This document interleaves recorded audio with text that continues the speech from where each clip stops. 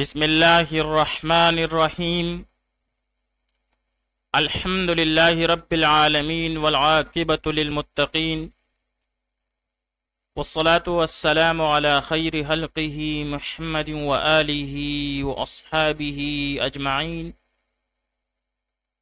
آج زاد الطالبین میں ہمارا 223 نمبر سبق ہے، جس میں ہم حدیث نمبر 217 کا ترجمہ، لغوی و صرفی تحقیق، تشریح اور ترکیب کے بارے میں پڑھیں گے۔ حدیث نمبر 217 ہے، من افتیا بغیر علم کان اثمہ علی من افتاہ ومن اشار علی اخیہ بأمر يعلم أن الرشد في غيره فقد خانه۔ من أفتي بغير علم كان إثمه على من أفتاه ومن أشار على أخيه بأمر يعلم أن الرشد في غيره فقد خانہ۔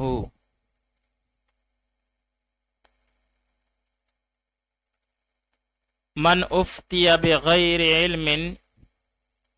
جس شخص کو فتویٰ دیا گیا بغیر سمجھ کے، کان اسمہ، تو اس کا گناہ ہوگا، علی من افتاہ، اس شخص پر جس نے یہ فتویٰ دیا، ومن اشار، اور جس شخص نے مشورہ دیا، علی اخیہ، اپنے مسلمان بھائی کو، بامر،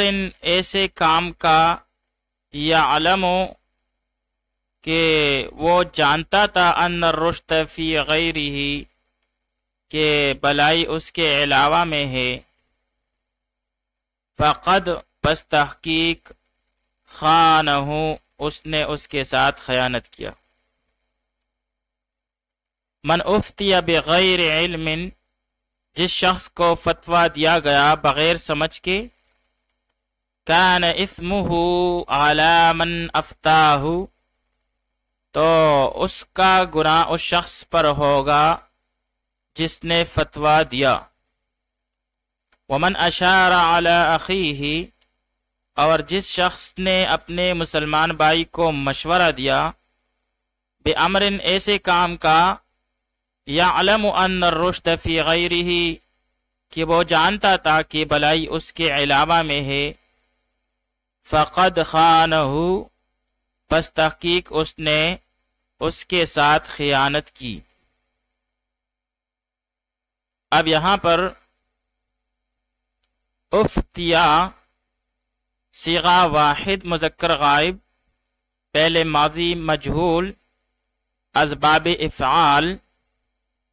جیسے افتا یفتی افتاءً، بمعنی شرعی حکم دینا، فتویٰ دینا۔ اثم، بمعنی گناہ، اور جمع اس کی آثام آتی ہے، باب سمع یسمعو سے، آثم یأثم آثما و اثما و آثاما و معثما، بمعنی گناہگار ہونا،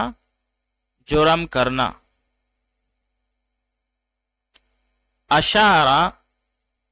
صیغہ واحد مذکر غائب، پہلے ماضی معلوم،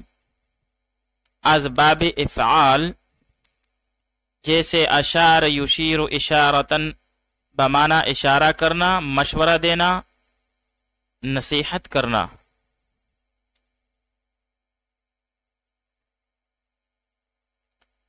الرشد،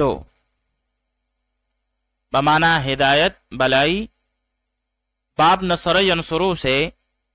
رشد یرشد رشدن، بمانا راہ یاب ہونا، ہدایت پانا۔ خانہ صیغہ واحد مذکر غائب، پہلے ماضی معلوم، اسباب نصر ینصرو، جیسے خان یخون خونا و خیانتا و مخانتا، بمانا خیانت کرنا، غبن کرنا، بے ایمانی کرنا۔ آئیے اب اس حدیث شریف کی تشریح پڑھ لیتے ہیں۔ اس حدیث مبارک کا مدعا یہ ہے کہ جب کسی سے مسئلہ معلوم کیا جائے تو اگر اسے صحیح آتا ہے تو اسے بتا دے، ورنہ اپنی لاعلمی کا اظہار کر دے، اپنی طرف سے غلط مسئلہ نہ بتائے، ورنہ اس کا گناہ اس کے سر پر ہوگا۔ صحابہ کرام رضی اللہ تعالیٰ عنہم اور اکابر امت مسئلہ بتانے میں بہت ہی احتیاط کیا کرتے تھے۔ ابو اسحاق رحمت اللہ تعالی علیہ فرماتے ہیں کہ اگلے وقتوں میں نے دیکھا ہے کہ آدمی مسئلہ پوچھنے آتا ہے تو لوگ اسے مجلس لیے پھرتے تھے، علماء فتویٰ دینے سے ڈرتے تھے، آخر اسے سعید ابن المسیب کے پاس پہنچا دیا جاتا تھا۔ سعید کو علماء نے جری کا لقب دیا تھا کیونکہ وہ فتویٰ دینے میں کم جھجکتے تھے۔ عبد الرحمن بن ابی لیلہ رحمت اللہ تعالی علیہ کہتے ہیں کہ میں نے 120 صحابی دیکھے ہیں جو مسجد میں جمع تھے، لیکن ہر ایک صحابی کی خواہش ہوتی تھی کہ وہ حدیث یا فتویٰ خود نہ دے، ہر صحابی اس سے گھبراتا تھا۔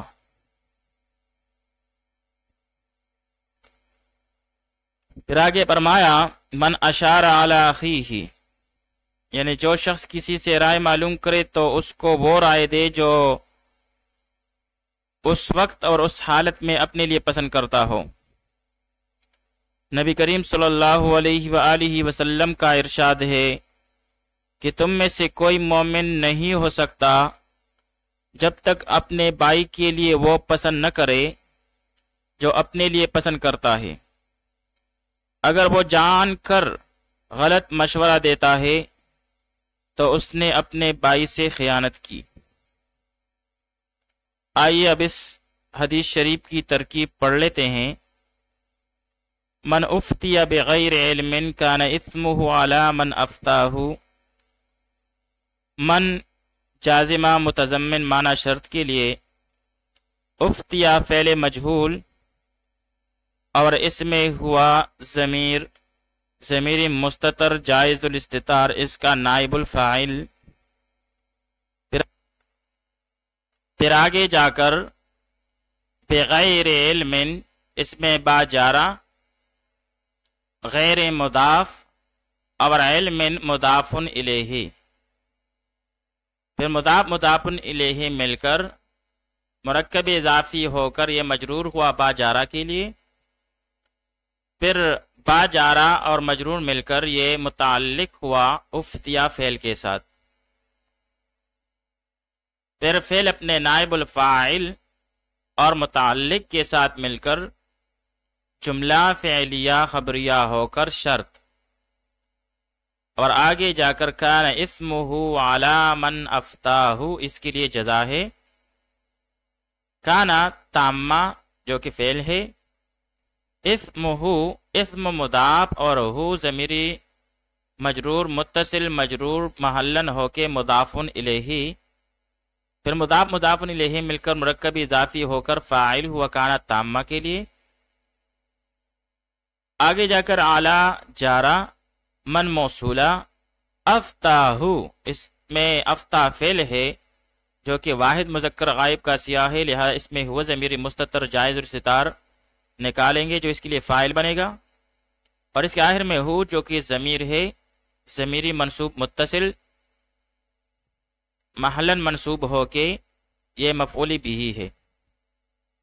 پھر فعل اپنے فاعل اور مفعول بھی کے ساتھ مل کر جملہ فعلیہ خبریہ ہو کر یہ صلہ ہے ما قبل من موصولہ کے لیے، پھر موصول صلہ مل کر یہ مجرور ہوا اعلیٰ جارہ کے لیے، پھر جار مجرور مل کر یہ متعلق فعل ہوا، یعنی متعلق ہوا کانا فعل تامہ کے ساتھ، پھر کانا فعل اپنے فاعل اور متعلق کے ساتھ مل کر جملہ فعلیہ خبریہ ہو کر جزا، اور پھر شرط اور جزا مل کر جملہ شرطیہ ہوا۔ پھر آگے جا کر ومن اشار علی اخیہ، اس میں واو استنافیہ، من جازمہ متضمن ہے معنی شرط کے لیے، اشارہ فعل اور اس میں ہوا ضمیری مستتر جائز الاستتار اس کا فاعل، اعلیٰ جارہ، اخیہ مضاف مضاف الیہ مل کر مجرور، پھر جار مجرور مل کر یہ متعلق فعل ہوا، یعنی اشارہ فعل کے ساتھ متعلق ہوا۔ پھر آگے جا کر بے امرن، اس میں با جارہ، امرن موصوف، اور آگے اس موصوف کے لیے صفت آ رہا ہے، یعلم فعل اور اس میں ہوا ضمیر مستتر جائز الاستتار اس کا فاعل چونکہ واحد مذکر غائب کا سیاح ہے پہلے مضارع کا۔ پھر آگے جا کر انا حرف از حروف مشبہ بالفعل، الرشدہ منصوب بالفتح لفظاً، یہ اسم ہوا انا کے لیے، فی جارہ غیر ہی مضاف مضاف الیہ مل کر مرکب اضافی ہو کر مجرور، پھر جار مجرور مل کر باعتبار متعلق کے یہ خبر ہوا انا کے لیے، پھر انا اپنے اسم اور خبر کے ساتھ مل کر جملہ اسمیہ خبریہ ہو کر بتاویلی مفرد یہ مفعول بھی ہوا یعلم فعل بفاعل کے لیے، پھر فعل اپنے فاعل اور مفعول بھی کے ساتھ مل کر جملہ فعلیہ خبریہ ہو کر یہ صفت ہے ماقبل امر موصوف کے لیے، پھر موصوف صفت مل کر یہ مجرور ہے باجارہ کے لیے، پھر جار مجرور مل کر یہ متعلق ثانی ہوا اشارہ فعل کے ساتھ، پھر فعل اپنے فاعل اور دونوں متعلقین کے ساتھ مل کر جملہ فعلیہ خبریہ ہو کر شرط، اور آگے فقد خانہ اس کے لیے جزا ہے، پھر اس میں فا جزائیہ، قد حرف تحقیق، خانہ خانہ فعل اور اس میں ہوا ضمیری مستتر جائز استتار اس کا فاعل، اور اس کے آخر میں لگا ہوا ہو ضمیری منصوب متصل محلاً منصوب ہو کے یہ مفعول بھی ہے، پھر فعل اپنے فاعل اور مفعول بھی کے ساتھ مل کر جملہ فعلیہ خبریہ ہو کر جزا، اور پھر آخر میں شرط اور جزا مل کر جملہ شرطیہ ہوا۔